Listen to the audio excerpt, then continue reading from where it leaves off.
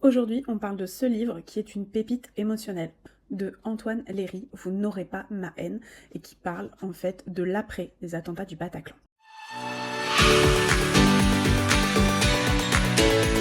Un livre vraiment qui frappe, et celui-ci, c'est l'un d'eux. Il vous touche énormément. Un homme, un père, un mari, qui perd l'être aimé dans un acte de violence insensé. Tout ce qu'il connaissait disparaît en un seul instant, mais reste le souvenir et l'amour pour son fils. Il va écrire. Il n'écrit pas pour crier sa colère, il n'écrit pas pour hurler sa haine, ni pour se plaindre. Il écrit pour profondément parler d'amour. Face à l'horreur, à l'irréparable de sa réalité, il ne cède pas à la haine, il choisit l'humanité. Ce livre ne donne pas de réponse facile, il ne dit pas oui et non à ce qui s'est passé. Il vient confronter, il secoue, il vient même déranger finalement émotionnellement.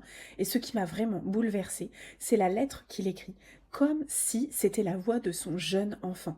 Une lettre à sa maman le jour de l'enterrement. Ces mots traversent le livre, traversent le lecteur quand moi j'ai posé mes yeux sur cet écrit.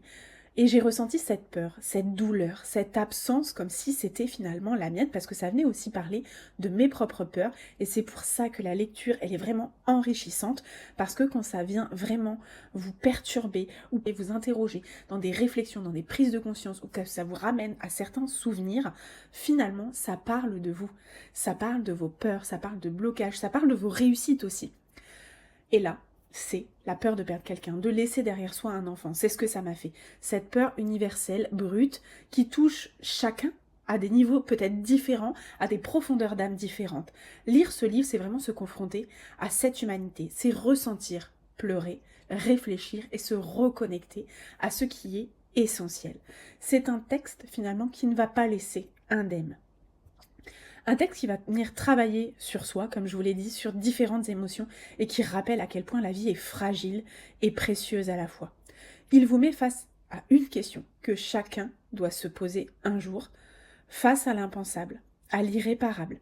Peut-on répondre autrement que par la haine ? La réponse d'Antoine Léry est claire. La haine ne construit rien. Elle ne construit pas.